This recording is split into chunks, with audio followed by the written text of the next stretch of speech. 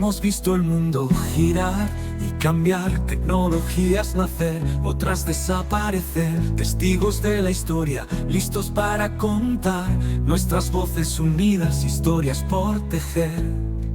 Somos voces de la experiencia, compartiendo lo vivido en cada sesión, noticias y recuerdos con nueva esencia. Tres amigos, un podcast. Bueno, a todos buenas noches, qué gusto estar otra vez con ustedes en su podcast Los Tres Iluminados, aunque hoy estamos un poquito oscuros. Hoy el tema que les traemos para conversar y que les instamos a que participen con nosotros, nos envíen sus comentarios, nos propongan temas de los que quieren que hablemos. Pero hoy el tema que les traemos es un poco de ver diferentes puntos de vista sobre la muerte. Sobre la muerte. Vamos a hablar un poquito sobre experiencias que hayamos tenido nosotros, tal vez cercanas a la muerte, y cómo veíamos la cercanía con la muerte cuando éramos jóvenes y tal vez cómo la vemos ahora cuando somos menos jóvenes. Y conversar un poco de eso. Así que, chicos, cuéntenos. ¿Han tenido alguna experiencia cercana ustedes con la muerte? ¿Cómo veían eso antes? Bueno, ahora, antes que nada, ahí estamos en alerta amarilla aquí en el Pacífico y está lloviendo y seguramente va a llover mucho. Vieras que a mí, vieras lo que me pasó a mí una vez cuando estaba carajillo. Bueno, cuando estaba en el cole, yo ya lo he contado. Resulta que una vez venía del Palenque, de un bailongo en el Nacaome, y qué bueno el Palenque en Nacaome. Yo vivía en el Tejar. Hablando de muerte. Sí, hablando Palenque en Nacaome, que en paz descanse. Sí. Bueno, resulta que yo vivía en el Tejar, entonces aquí en Esparza es un barrio que está después del cementerio de Esparza. Entonces yo pasaba al cementerio y era como las 12:30 de la noche. Paso el cementerio, cuando voy entrando al barrio, en el Tejar para entrar es una recta con unos 200 metros y luego viene la curva. Resulta que exactamente en esa curva venía un entierro. ¿A qué hora? A las 12:30 de la noche. Ay, no jodas. Venía un montón de gente, venían dos chiquitas al frente con unas coronas de flores y en el centro venía un ataúd blanco. Lo más que me había tomado era como una Coca-Cola, porque ni plata tenía uno pagaba y luego iba a tomar agua al baño y andaba con el vaso de vidrio. Yo veo eso y digo, un entierro. No puede ser.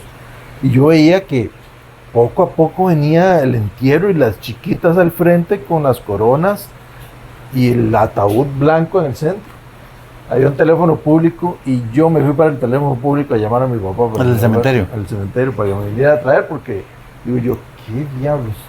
Bueno, la cuestión es que me armé de valor y me fui a topar el entierro a las 12:30 de la noche. Y cuando ya iba cerquita, resulta que las chiquitas que traían la corona traían unos globos. Venía un montón de gente de una fiesta y el ataúd era una señora que venía con un sombrillón blanco en el centro para no serenarse. Oiga, yo cuando vi eso, yo les dije, buenas noches, ¿cómo están? Buenas noches. Mira, a mí me volvió el alma al cuerpo. Sí, está espanto. Oiga, pero sí, yo vi un entierro a las 12:30 de la noche. Qué rollo, cómo le juega la mente pasada, ¿verdad? Porque eso es lo que iba a decir. Bueno, primero, saludos a todos. Sí. La mente trabaja por asociación de ideas, ¿verdad? Entonces, es muy común, por ejemplo, que, bueno, tal vez ahora nuestros cuartos son más oscuros que cuando estábamos más jóvenes, en nuestras casas, digamos, en casas de la familia de nuestros padres. Pero yo recuerdo muchas veces despertar a medianoche, a medianoche o en la madrugada, y ver un hombre parado cerca de la cama o una sombra, y conforme se va dilatando la pupila uno se va dando cuenta que era, qué sé yo, un pantalón que estaba guindando en un clavo o qué sé yo. Pero la mente en el momento de ver la imagen no está reconociendo lo que está viendo, sino que trata de encontrar lo primero que se le parezca a algo para entenderlo, ¿verdad? Y así funciona con todo, pero bueno, el tema no va por ahí. Como es usual. Sí, como es usual. Es curioso, porque uno, evidentemente, como parte de la vida que es, escucha hablar de la muerte toda la vida. Pero a veces la muerte parece que es muy ajena, ¿verdad? O muy lejana. Vuelvo a recordar 100 años de soledad, cuando dicen algo como que un pueblo no es tu pueblo hasta que no tenés un muerto ahí. Y es un poco, pasa lo mismo con uno, ¿verdad? Digamos, la muerte no es la muerte hasta que no se muere alguien cercano a uno, ¿verdad? La primera muerte que yo recuerdo, y que yo recuerdo, digamos, con impacto, es la de mi abuelo paterno. Murió como, si no estoy mal, en 1980. Pero yo estaba todavía muy chamaco. En realidad, la muerte que a mí me marcó fue la de mi tía Iris, hermana de mi mamá, en diciembre de 1982. Fue como empezar a entender de verdad todo aquello de que no hay regreso de, ¿verdad? Ya es como,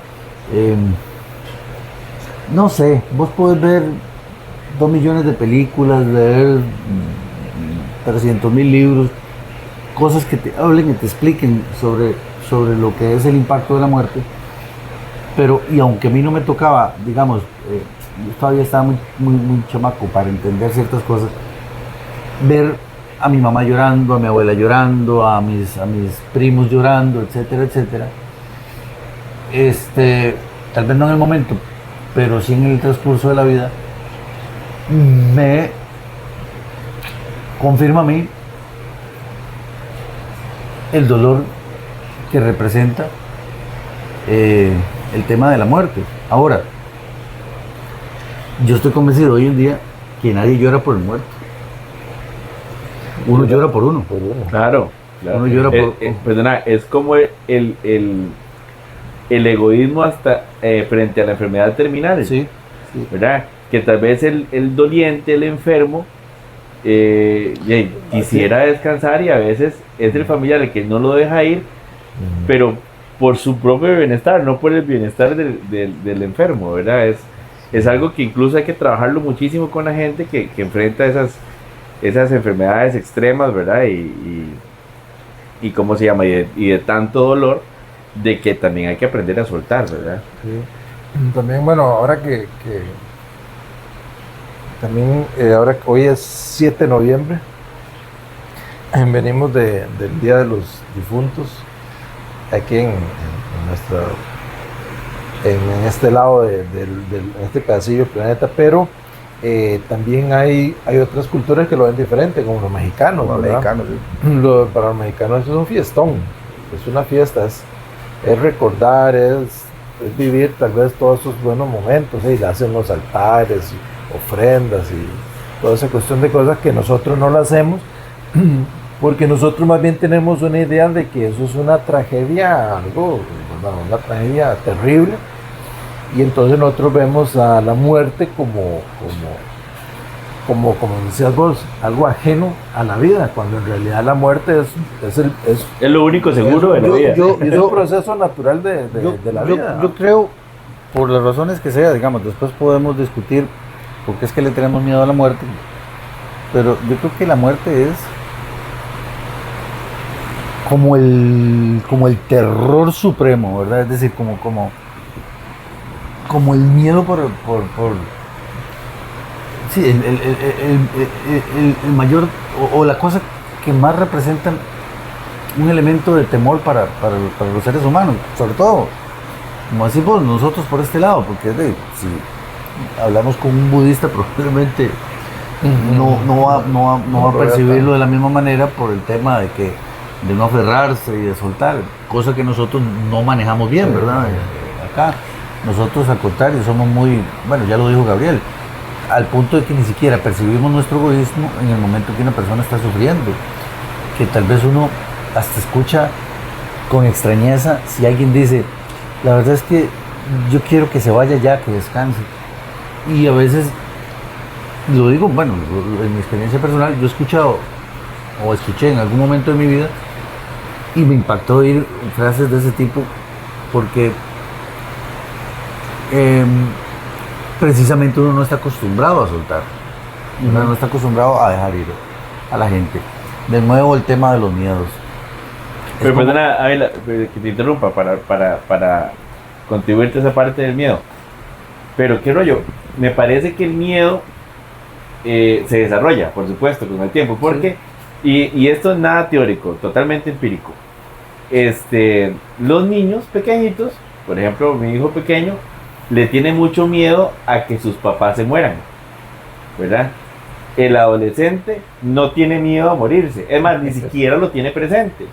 Y ya nosotros a esta edad le tememos a la muerte, a nuestra muerte, ¿verdad? Entonces son diferentes miedos en diferentes etapas de la vida.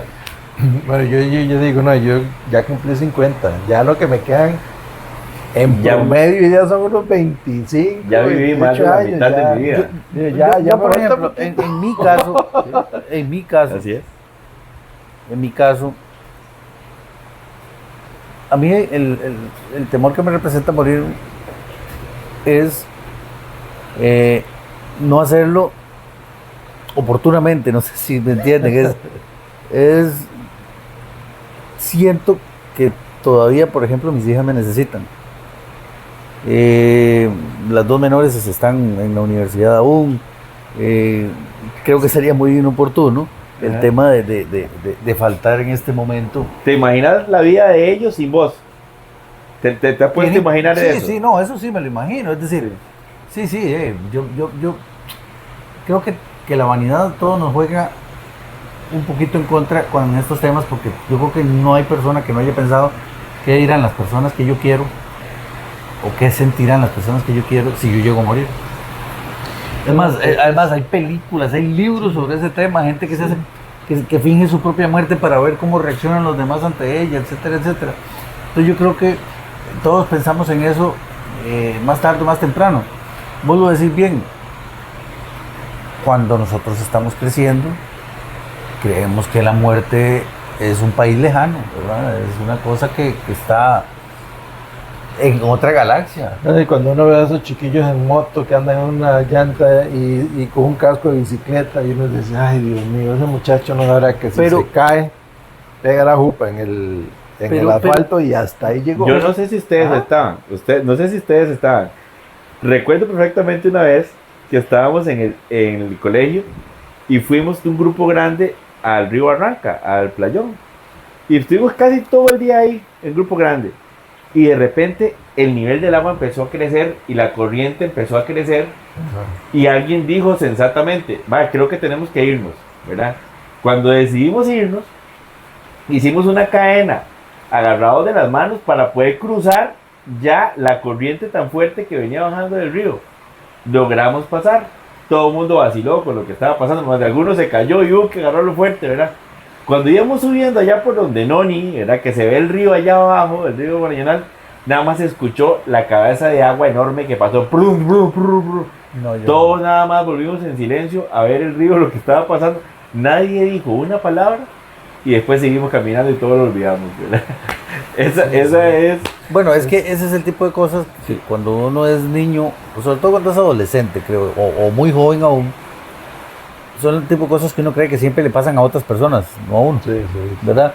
Son las cosas, y cuando algo sucede en personas de edad corta, lo que se acostumbra a decir es una gran tragedia, ¿verdad? Toda la vida por delante, en la flor de la vida, etcétera, etcétera. Tan bueno que era.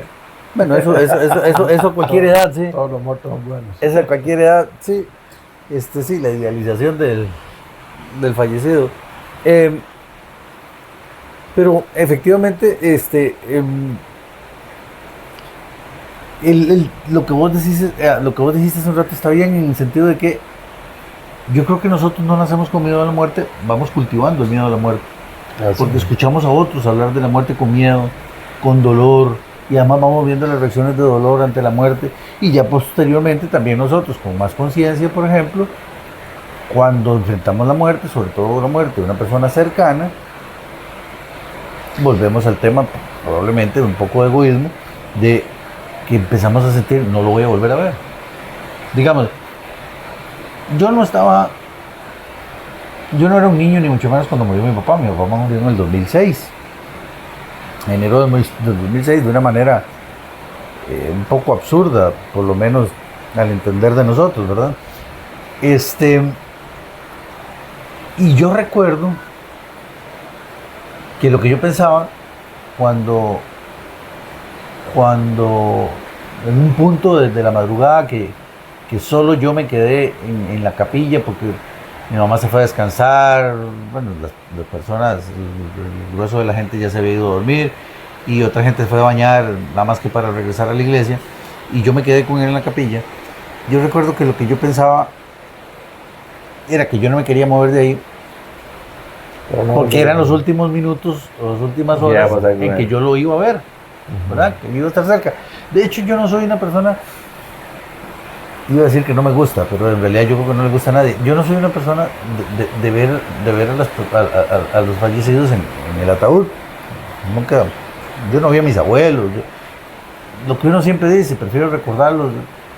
Yo no sé si eso influirá tanto en el recuerdo de la gente, pero está bien, yo lo respeto. No me gusta, no me gustaba, porque por más que digan que qué bonito quedó la persona en el ataúd, es otra cosa, ¿verdad? Por más maquillaje, por más arreglada que esté. Evidentemente mi papá también lo era. Sin embargo, lo que yo estaba valorando era otra cosa. De hecho, la cosa más impresionante, o de las cosas más impresionantes que me ha pasado a mí en la vida, fue tocar la mano de mi papá. Ya fallecido. Yo nunca he sentido nada tan frío. Sí. O sea, vamos a ver, evidentemente, si nos ponemos a pensar, el hielo es más frío que, pero es que se supone que tiene que ser caliente. Esto se supone que debe de ser. Sí, y tal vez no tanto la frialdad como que está inerte, ¿verdad?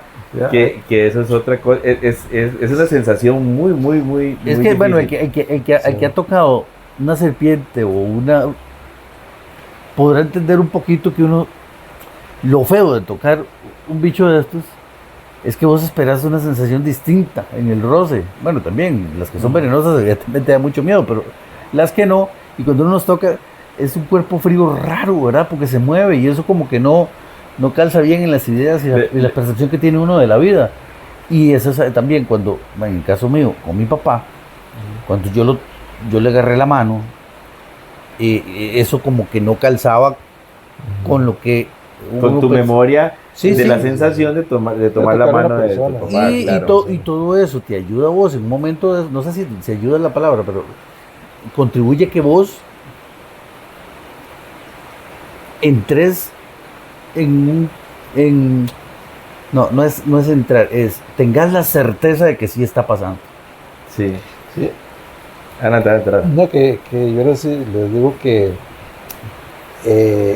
todo esto pues lógicamente tiene que ver con la experiencia. No es lo mismo la forma de reaccionar un niño que un adulto, ¿verdad? Tal vez el niño sea un poco más indiferente, tal vez porque no tiene esa concepción tan arraigada de la muerte. Pero una de las cosas es que, y yo lo digo en otras situaciones, es que a uno no le enseñan a vivir. O sea, no le enseñan a ver esas cosas, ¿verdad? O a tener conciencia de todas esas cosas. Porque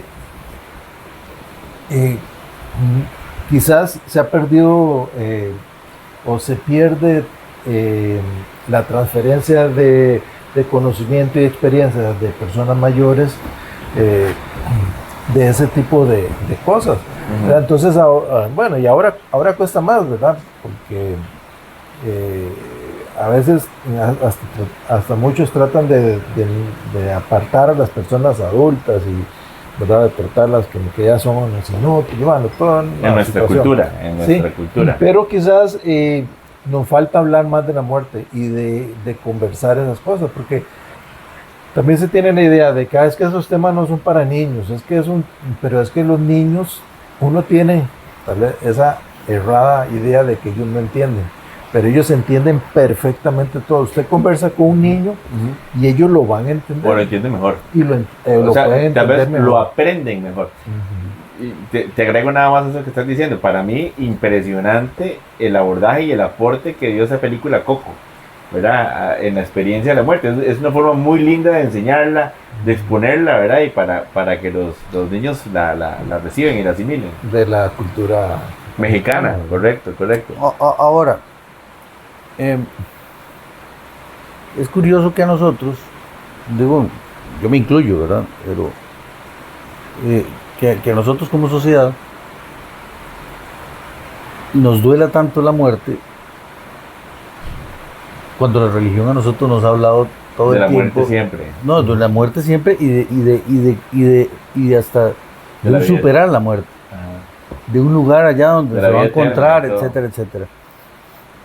Yo, con respeto a todos, yo creo que en el momento en que la muerte llega, se acabó el cuento. Quizás por eso, bueno, no sé, yo no pienso mucho en que después de mi muerte ya no veré más a mis hijas, etcétera, etcétera. Yo en eso realmente no lo pienso tanto. Antes hablábamos del miedo. Yo no sé si los chiquillos tienen tanto miedo a la muerte. Creo que eso los agarra como por sorpresa. Yo pienso que ya más grandecitos, de adolescentes y eso, sí Toman empiezan a tener conciencia. miedo de que le falte el papá, de que le falte la mamá, el abuelito, la abuelita. Es que también vos sabes que ellos, igual los niños o todavía los adolescentes, viven más el día al El día, hoy, viven el presente.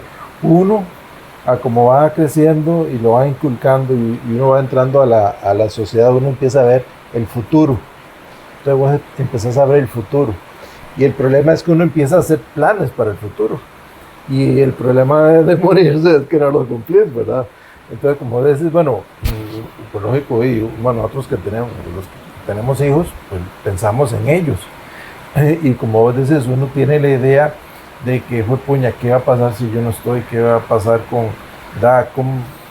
lo que van a sufrir? O tal vez no les voy a poder ayudar en cierta etapa de la vida, a darles consejo, eso yo creo que es totalmente natural de cualquier La papá. ausencia, o sea, y tal vez es un poquito de vanidad, ¿verdad? No sé, Porque uno yo- dice, yo- ¿cómo, yo- cómo funcionará todo Sí. sin mí? ¿Verdad? Y que lo más probable es que todo sencillamente siga funcionando. No, yo estoy seguro, Perfectamente. yo estoy seguro que sin mí todo va a funcionar. Eso, yo digo en esta etapa, por ejemplo, todavía. En esta etapa, cuando, por ejemplo, de uno, de alguna manera es de un apoyo económico importante. No solo eso, pero es un apoyo económico importante. Por supuesto que hay un apoyo emocional, pero todavía, digamos, en el caso de mis hijas tienen a su mamá, que yo sé que, bueno, si llega uno a faltar, ella está ahí, pero en el tema económico sí hay un asunto importantísimo. Iba a decir antes, los jóvenes tal vez se preocupan por o tendrán temor de que si les va a faltar el papá, si les va a faltar la mamá, el abuelo, etc.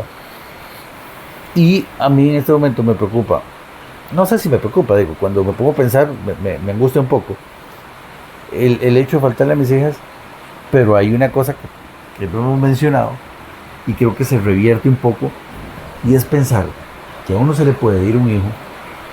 Yo creo que eso está todavía más allá del temor, ¿verdad? O sea, que un hijo le llegue a faltar a uno. Bueno, yo te voy a contar la experiencia muy personal. De hecho, se me han venido un montón de experiencias con la muerte, también un poco por mi área de trabajo, y que quiero como escogerlas con pinzas para comentarlas, pero voy a comentar esta personal. A mí se me murió un hijo, ¿verdad? Y ¿cómo se llama? Y antes que estabas así terminando Pero vos, no sabía eso. iba a... Bueno, en realidad se me han muerto 3 hijos, ¿verdad? Uno fue una pérdida, que uno lo considera también una muerte, ¿verdad? El segundo era un gemelo de mi hijo mayor, que murió cuando ya tenía algunos meses de embarazo, y luego la muerte de Sebastián, que ya era un niño de meses, ¿verdad? Pero lo que te iba a preguntar cuando se me vino esta experiencia es que si uno está preparado, porque yo les voy a contar mi experiencia. Ahora que Jaime contaba, por ejemplo, la experiencia con su papá. Él era, el embarazo todo fue normal y todo el asunto. Cuando el bebé nace, ya siendo yo enfermero y yo estuve en el parto y todo el asunto, estoy presente. Y al bebé nacer, en ese momento nos damos cuenta de lo que él tiene, ¿verdad? La pediatra nos informa, tiene una condición que no es compatible con la vida, entonces mejor prepárense y despídanse, ¿verdad? Entonces yo tengo la certeza de que él va a morir ya casi desde que nace, ¿me entendés? Entonces yo te iba a preguntar antes, ¿está uno preparado? Entonces yo decía, pucha, yo estoy preparado. De hecho, mi reacción, como en otras muchas cosas en mi vida, no fue la de sufrir en ese momento porque él iba a faltar, sino yo empecé como a organizar. ¿Qué tengo que hacer? Tengo que hacer ahora esto, de darle soporte a la mamá, tengo que pensar en los hermanos, lo del trabajo. Empiezo yo a organizar, me explico. Y fue algo muy curioso, porque digo yo, mira, tengo que ir a decirle a alguien del hospital, a un médico, que me ayude con la incapacidad porque tengo que organizar muchas cosas. Y recuerdo que ese doctor me decía, pero Gabriel, llora. Y yo, no tengo ganas de llorar. O sea, les juro, y ya termino. Y yo me cuestionaba, la pucha, estaré siendo muy malo porque no tenía ganas de llorar. Bueno, les termino la historia. El que iba a vivir 5 horas, vivió 6 meses, ¿verdad? Y tuvo los primeros test como un bebé totalmente normal, hasta nos dio cierta esperanza, ¿verdad? Cuando ya llegó su desenlace, yo estaba igual tranquilo, pero el momento en que falleció fue desgarrador. O sea, es una experiencia desgarradora. Yo me acuerdo que yo tuve un llanto que me salía del alma y lo esperé 6 meses. ¿Me explico? Entonces uno no se prepara, ¿verdad? Para ese momento.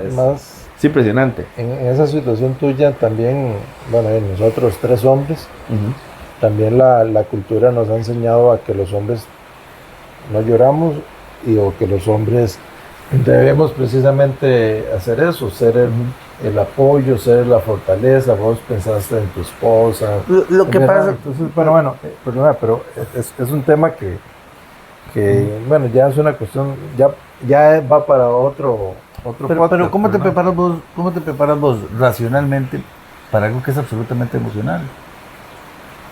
Es decir, es muy difícil. Es decir, vos puedes hacer los preparativos, de eso todo claro, ¿verdad? Porque el ser humano es muy fuerte en términos generales.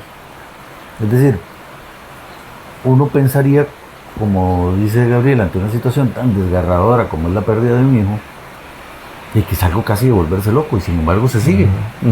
Y sin embargo se sigue. Entonces a mí no me cabe duda de que uno puede organizarse, pero organizarse no es estar preparado, ¿verdad? Emocionalmente no hay manera, porque igual como lo decís vos, yo ya sabiendo que va a vivir, ¿cuánto fue que te dijeron? 5 horas. Bueno, o vos esperabas que fueran 5 horas, vos sabiendo que va a pasar en cualquier momento, y empiezan a pasar los días, las semanas, los meses, evidentemente con un incremento en el cariño, en la convivencia, etcétera, etcétera, y que al final se dé el desenlace, entre comillas, esperado, ¿cómo emocionalmente vas a estar preparado por una cosa de esas? Otra vez, es lo mismo que estamos hablando. Tal vez nosotros no nacemos con el temor a la muerte, pero evidentemente, primero aprendemos que la muerte no es algo bueno. Yo no sé si es bueno o es malo, la muerte es muerte.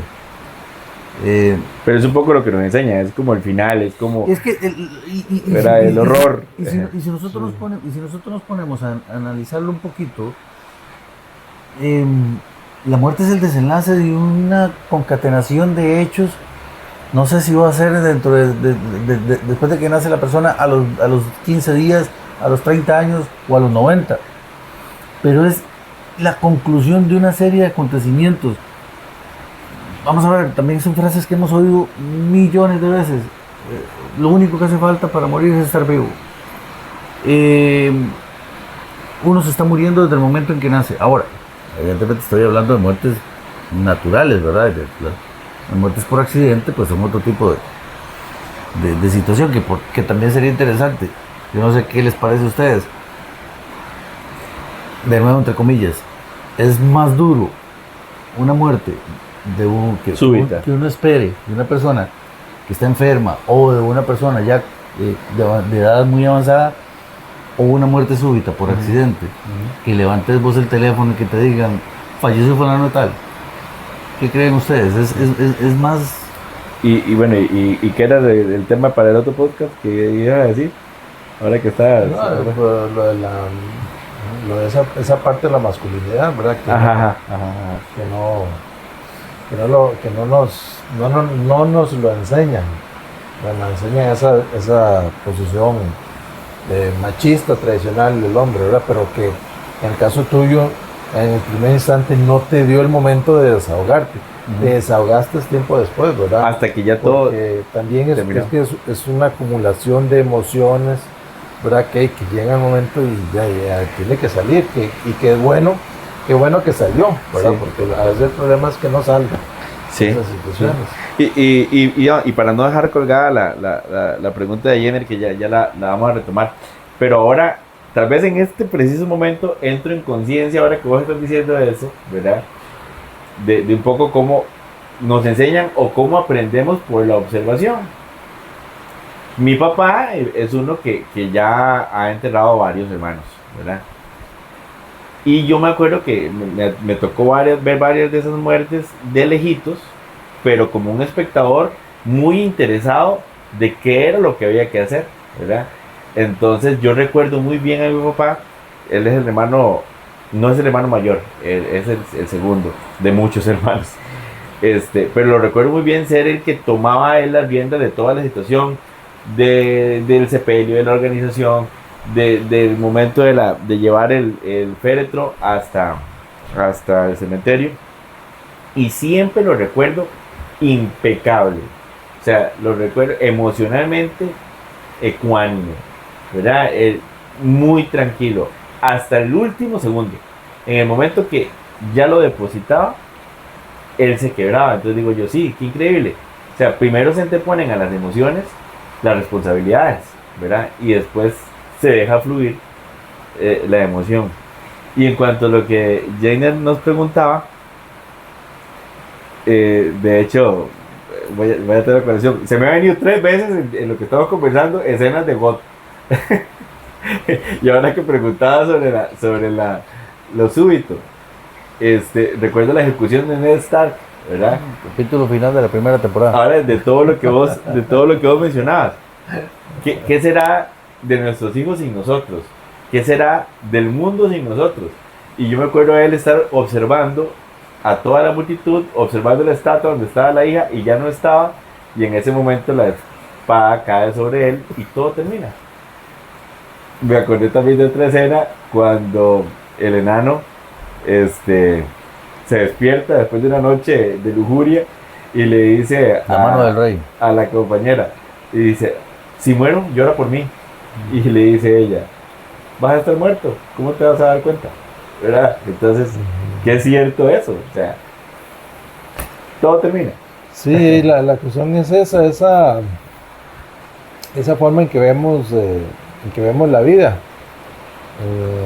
en que pensamos que nosotros somos muy importantes, o muy indispensables. Muy indispensables.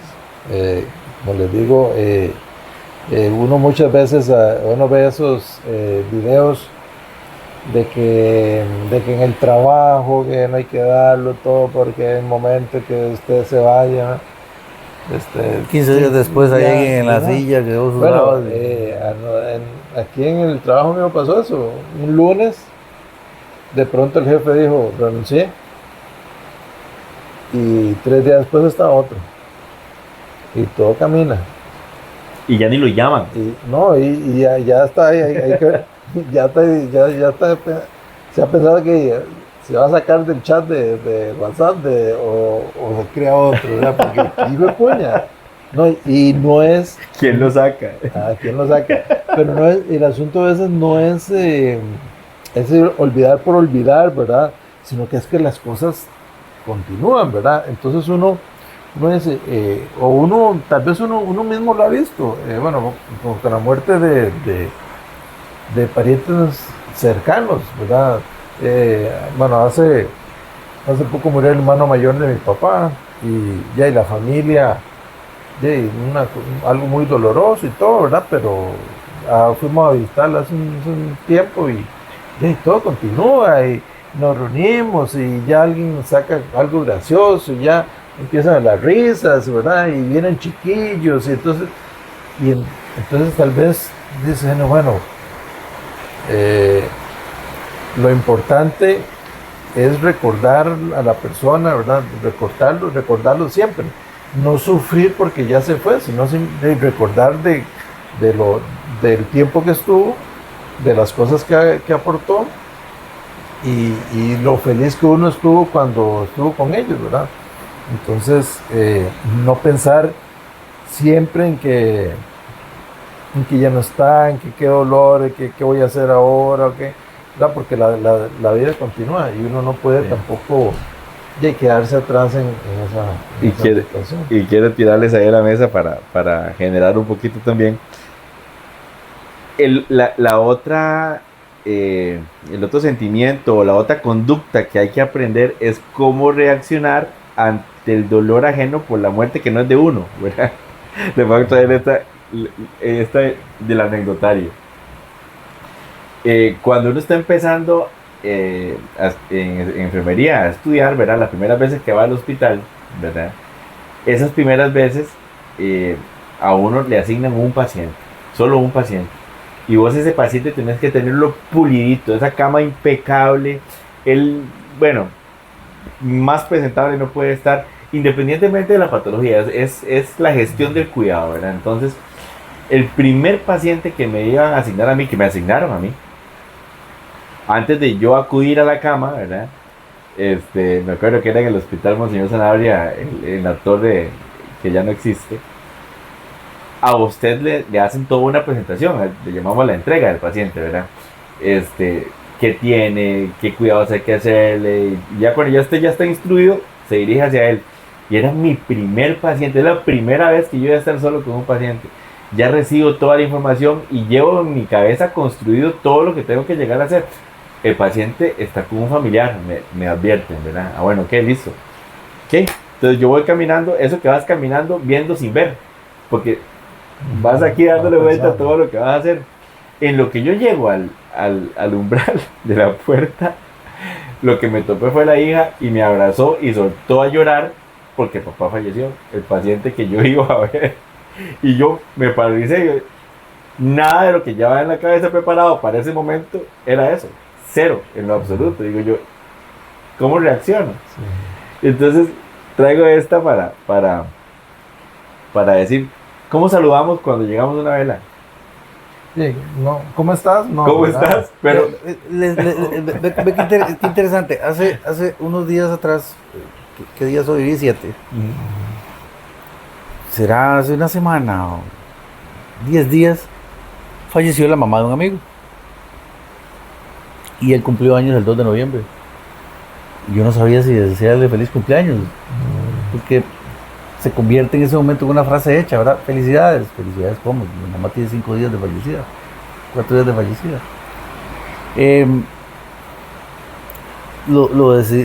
Lo planteas bien. ¿Cómo hace uno?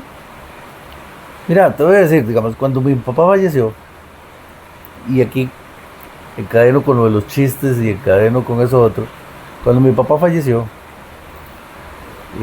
lo velamos en la capilla. del centro de Esparza. En la noche, como suele suceder, creo que en todas partes de Costa Rica y probablemente de muchas partes de Latinoamérica, empieza a llegar gente que ni siquiera tiene que ver con la familia, ni con el fallecido, etcétera. Y cuando vos te das cuenta, la gente está contando chistes que no tengan que ver con el fallecido, pero empieza a contar chistes. Pero después de un rato de estar, eso sí. Sí, no, cuando la noche se empieza a poner pesada, eso está claro. Sí. Porque yo estoy seguro que si algo te ayuda a vos a pasar la vela es el café muy, muy cargado y la tertulia. Y la tertulia. ¿Verdad? Es indispensable. Y yo, digamos, eran varias personas, pero yo tengo muy fijo un personaje de aquí del pueblo que todo el mundo lo conoce, que es Charra. Charra. A Charra yo le estoy tan agradecido eternamente por Charra viejo. Charra viejo. Sí. Tan eternamente agradecido por su presencia en ese velorio, porque con los chistes y las jetonadas que se pega, ¿verdad? Le arrancan la risa a cualquiera. Hizo más soportable el momento. Pero ese era mi dolor. La pregunta tuya era, ¿cómo lidio uno con el dolor de otra persona? Es muy incómodo, es muy complicado. Yo con el mío veré qué hago, es decir, a lo mejor tengo la posibilidad de controlarme un poco o estoy relativamente tranquilo y entonces puedo tolerar ciertas cosas. Puede ser que esté desbordado y realmente puede ser que tenga diferentes matices durante la noche. También, sí, porque sí. Va como el oleaje, ¿verdad? Va y viene, ¿verdad? Pero al final de cuentas yo creo, reuniendo todo lo que venimos conversando, quizás más que la crianza, porque a mí, digamos, no me enseñaron que los hombres no lloraban, tal vez chiquitillo me lo decían. Me inculcaron más, por ejemplo, que a pesar del dolor, o lo aprendí, no sé, que a pesar del dolor uno tiene que ver cómo hace para sacar fuerzas de flaqueza y de hacer las cosas que hay que hacer en los momentos difíciles, ¿verdad? A hombres, se dijo Misael. Pues sí. Pero no solo los hombres, hombres y mujeres, ¿verdad? Totalmente. Porque igual yo he visto personas en situaciones dolorosísimas que pueden estar emocionalmente quebrados, pero respondiendo ante la circunstancia, ¿verdad? Porque, bueno, una cosa es el dolor y otra cosa es la imposibilidad, ¿verdad? Y claro, a veces se conjugan, ¿verdad? Imposibilidad y dolor de resolver. Pero, en mi caso, yo me acuerdo estar durante la noche muy tranquilo, ¿verdad? Muy tranquilo. Incluso en el momento que yo me quedé solo con mi papá en la capilla, como eso de las 4:30 de la mañana, fue ya ese otro momento. Porque qué cosa más impactante es, por ejemplo, depositar vos a un ser querido en una tumba y ver cuando empiezan a caer la tierra sobre el ataúd. Eso es una cosa terrible, ese sonido hueco encima de la tapa. Es casi escalofriante. Y que no es tan ceremonial como en los cementerios privados de ahora, que muchos tienen acceso, ¿verdad? Que tiene aquel ascensor o descensor en este caso, ¿verdad? Y que primero se cubre con aquella manta verde y después todo es como más ceremonioso y más tranquilo. En tal vez nuestras pérdidas, hemos visto ese sonido, la pala. Sí. Y el sonido. Muy de nosotros, muy de nosotros. Es nuestro. Yo unos meses antes del funeral de mi papá murió una hermana de él. Mi papá murió en enero, la hermana murió en octubre anterior. Y yo recuerdo que fuimos al funeral de mi tía. Y yo tengo la sensación de que no fue tan impactante el funeral de ella, porque a ella no le echaron tierra encima, sino que la meten Se en el nicho, depositó, la meten en el nicho sí, claro. y se lo cierran con Con cemento. cemento. Bueno, Y yo tengo la sensación de que eso no es tan impactante. ¿no? Sí, sí, Digo, no bueno. es que sea mejor, digo, pero, Sí, pero sí, sí, sí. ok, nosotros, dentro de nuestra tradición está la de enterrar, ¿verdad? Los muertos. sí, Y está el de hacer la vela. correcto. Pero ya vienen. Crematorios. Ya ahora están los crematorios. Bueno, yo ya le dije a mis hijas, no sé cómo No. van a hacer, seguramente lo resuelvo yo, no, de hecho está resuelto, pero yo bromeo con ella y yo les digo, a mí no me van a enterrar. Sí. ¿En serio? Así Ah, yo yo, les digo. yo ¿Vos también, tampoco? no, tampoco, yo ¿Serio? voy cremado. Y igual mi esposa, ella en la póliza que tiene, igual. Lo que pasa es que es va fregado, quemado, perdona, y aquí voy a tocar pero un tema muy entonces, terrenal. espérate, A vos llegan vos llegas y decís, que no me entierren, que me cremen. Porque yo, por ejemplo, lo digo, yo no quiero seguir pagando impuestos después de muerto. Pero, o sea, ni muerto se libra uno de pagar. pero resulta que he visto ya en otros países que están haciendo especies de no sé, camposantos, le podemos llamar, para las, ¿cómo Las se llama? urnas, Para las las urnas que contienen las cenizas del... O sea, No, al final vamos a que terminar en lo mismo. Pero es que ve lo que ahora hablando sobre el crematorio, ¿verdad? Porque como te creman ya no, o generalmente no hay una vela, no hay eso, sino que está uno ahí. Y cuando termina, dice, aquí está. ¿Y qué hace usted con Con las cenizas. las Hijo, cenizas, viera, verdad? ese Por es un ejemplo, ¿Verdad? Bueno, lo voy a decir, en el caso de familia de mi suegro ahí está todavía.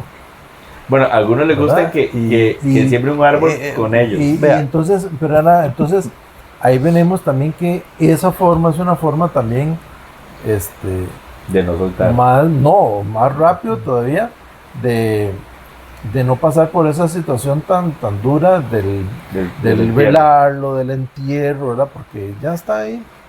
Y lo que ponen una foto bien bonita, pero tómense en fotos bonitas siempre, ¿Cómo hago? ¿verdad? Entonces, ¿ves? Pero entonces las cosas van cambiando también, porque la cuestión de las velas, ¿verdad? Viene la tradición de que antes las personas, cuando se morían, la medicina no podía exactamente determinar si estaban muertos, Sí, ¿verdad? sí, fue Entonces, cuando descubrieron la catalepsia. sí, entonces cuando la persona se moría, le daban un tiempo para ver si de verdad realmente estaba muerta, estaba ¿verdad? Y a veces, pero los que tenían más dinero podían enterrar a su muerto y con una campanita, por si Sí, la persona ese se tema despertaba, interesante, sonaba. vos sabes.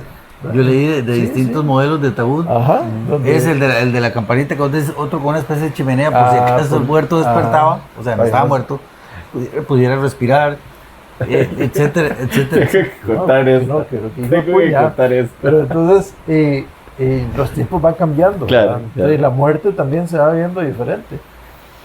Cuando cuando trabajaba yo en Cobano, un doctor que es sumamente popular, que ahora lo vemos mucho en televisión, trabajaba ya con nosotros. Igual él estaba comenzando, y teníamos tal vez 1 año, 2 años de trabajar.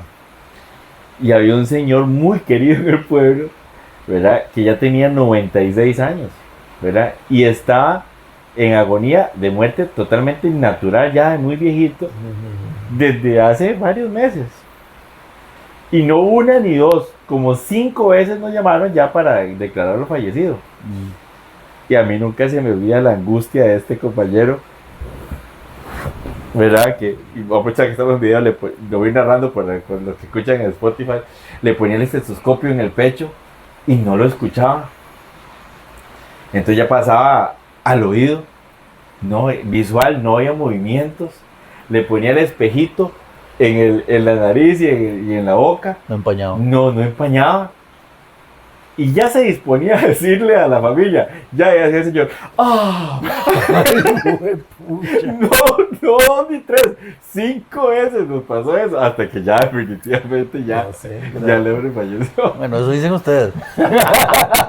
Sin campanita igual. Sin campanita ni el chimenea. Sí. No, pero vieran qué difícil, ahora que hablabas un poco de la sensación, y perdón que me regrese. Pero, por ejemplo, a mí que me ha tocado en varias ocasiones la experiencia de declarar, ¿verdad? De encontrarse a alguien en la calle y que tal vez la gente que venía con él está esperando y que usted diga que no, todavía no, pero no, ya definitivamente se dice no, ya falleció. Es complicadísimo. Pero la sensación más triste, y perdonen que sea tan gráfico, no, tal vez triste no, la más Grinch, como dicen ahora. creepy, la terrorífica, Sí. ha sido la sensación de recibir un bebé muerto de varios días. O sea, la sensación en las manos de sentir los huesitos del cráneo separados. Punza, punza la mano. Vieran qué sensación más. O sea, es más, mientras la cuento, la siento, la recuerdo. Entonces, y el dolor pavoroso de la madre que ha tenido el bebé 9 meses en su vientre y no nace vivo. O sea, es de los dolores más grandes que yo Mira, he visto y he percibido. ahora que mencionas eso, yo he escuchado, o he conocido más bien, un par de personas, por circunstancias aleatorias, mujeres que tenían que llevar a término el embarazo a pesar de que tenían cierto tiempo de tener a su bebé muerto en las entrañas. Es que es ¡Qué cosa más terrible! sí. ¡Qué cosa más terrible! Sí. Literalmente cargar a su bebé muerto por semanas o por meses. Sí. Es que, y tal vez ahí para explicar un poco, ¿verdad? Porque me imagino que genera reacciones en quien Sí, escucha, ¿verdad? Toda intervención quirúrgica es más riesgosa que un proceso natural como es el parto. Y aunque el bebé esté fallecido en el vientre, es menos riesgoso, menos invasivo dejar que fluya, porque de todas formas va a pasar, ¿verdad? Va a terminar. Y obviamente también se le pone alguna ayuda con algunas hormonas para que pueda terminar el embarazo, pero es menos invasivo. Obviamente también hay un monitoreo para saber que aquel bebé que ahora es un cuerpo extraño dentro del organismo no esté generando un problema de salud que amerite terminarlo urgentemente, ¿verdad? Sí. Que tiene un nombre sofisticado, una coagulación intravascular diseminada.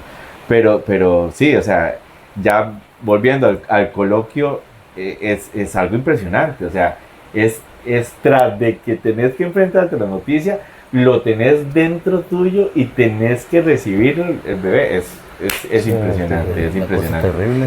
Ahí es donde uno dice, mi dolor no era tanto, era ese Sí, dolor, sí. ese dolor Sí. se magnifica, ¿verdad? Bueno, adelante. No, que todo viene a la cuestión de cómo percibimos a la muerte, ¿no? Cómo la vivimos, cómo nos enseñan a vivir con la muerte, que a veces no nos enseñan, sino que lo tenemos que vivir. No nos enseñan en el sentido No, de que, la topamos de frente. sí, en nos el la sentido topamos de que frente. no hay una explicación o no hay una concientización de que, oiga, es que todos vamos a morir y cuando vamos a morir, o sea, es un proceso natural, ¿verdad? Hay que estar alegre por la vida y no por la muerte, ¿verdad? No. Pero nada, yo sé que es más fácil decirlo que hacerlo, ¿verdad? Claro. Por la cuestión de las Bueno, emociones. porque así hemos vivido, sí. Sí, pero no hay esas cosas a veces que uno dice, fue puña, pero hay que vivirlo también porque las pérdidas hay que vivirlas, hay que afrontarlas, ¿verdad? Para poder superar esas cuestiones. No tenemos esa cultura de la muerte, ¿verdad? Como si lo tienen tal vez, como lo tienen otros Sí, países, otras culturas. ¿Sabes qué estoy pensando? A propósito de la dinámica de nuestro podcast, en cómo cambian los tiempos, ¿verdad? Hoy día vos estás en la mañana viendo las noticias, transmitiendo en vivo desde tal parte, ¿verdad? Y el accidente desastroso que acaba de suceder, y tal vez están sacando al sujeto apenas, de verdad. Entonces, las personas se pueden dar cuenta en ese mismo instante de que falleció su ser querido, ¿verdad?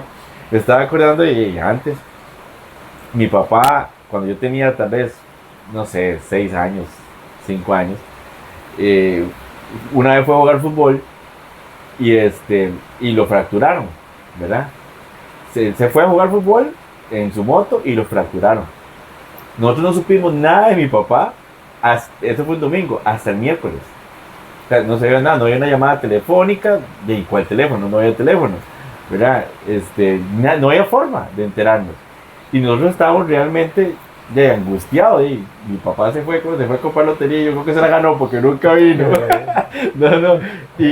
Y el miércoles lo llegaron a dejar con el yeso en tubo hasta... No creo que haya sido una excusa y se haya yesado un mes como para justificar 3 días de ausencia.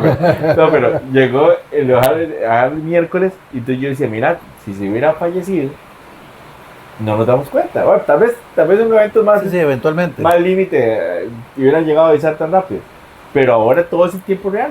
O sea, Mira, ahora que estás hablando de eso, recordé, porque salió en las noticias en aquel tiempo, los años 80, puede que haya sido a principios de los 90, pero creo que fue a finales de los 80, de un adulto mayor que se extravió.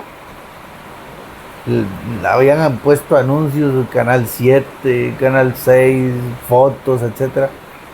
El hombre no apareció y un día sencillamente apareció en las noticias dando aviso de que el adulto mayor que se había perdido hace no sé cuánto tiempo apareció.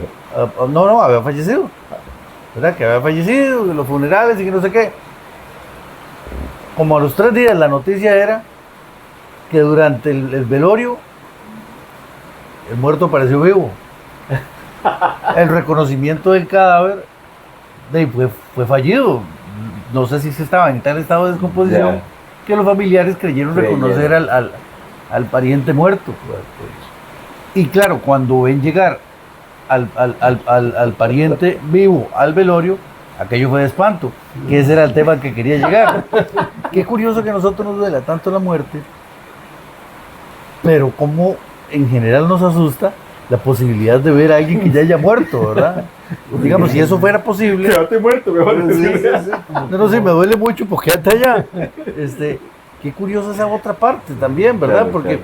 Nos aferramos por una parte, al final sigue siendo el juego del miedo, ¿verdad? Nos aferramos por una parte a ese mantenerlos con nosotros, pero también nos aterra la posibilidad de tener ese contacto. Yo he escuchado muchas veces, incluso a mi mamá, decir, yo quedaría por ver una vez más a mi mamá o a mi papá, qué sé yo. Yo la dejo que diga, pero me pongo a pensar, ¿qué haría mi madre conociendo a mi mamá? ¿Qué haría mi mamá si se le aparece mi abuela?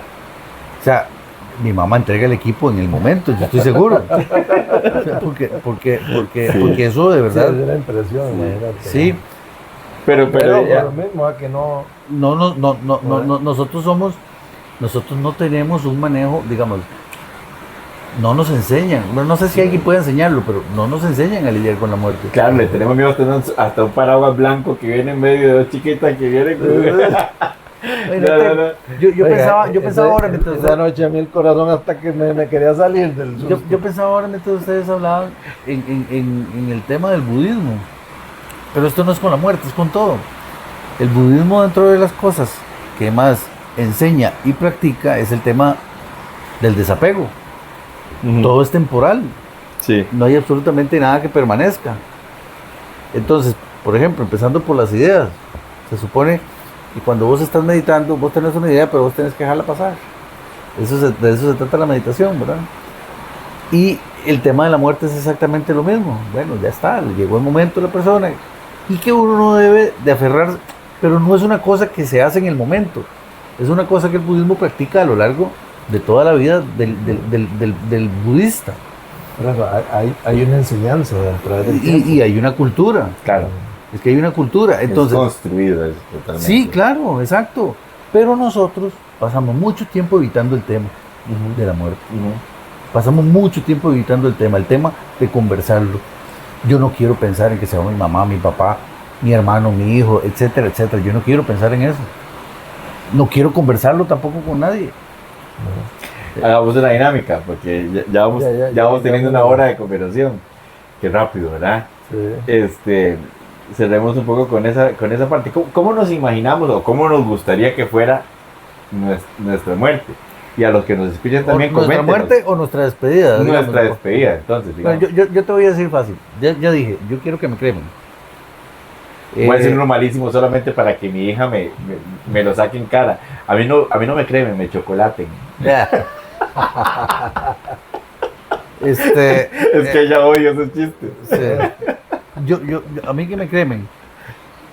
Y si quieren hacer algo, digamos, no sé cómo decirlo, como una especie de homenaje o algo así, o me ponen Strawberry Fields Forever de los Beatles o Wish You Were Here de Pink Floyd, o las dos, pues, si la gente aguanta, va a alcanzar el tiempo. Si la gente aguanta 7 minutitos de música, eso es sí. todo. De ahí en fuera, que se sienten a contar anécdotas, si es que tienen alguna que valga la pena, si me recuerdan con cariño, etcétera, etcétera, y si no, pues también. Yo estoy seguro, eso sí se los digo, que mis hijas sabrán encontrar el camino para seguir. Es que a mí no me cabe duda de que la vida sigue para todos, de alguna manera u otra. Sí. Esa no es la parte, digamos, que a mí me afecta. A mí me afecta más si es el momento oportuno para. No sé si existe un momento oportuno para eso, pero digamos, yo creo que sí hay momentos en los que vos decís, bueno, la labor está cumplida. Ya lo demás es como de soporte, ¿verdad? Pero que en medio del trabajo que implica la crianza de los hijos no me agarre esto, ¿verdad?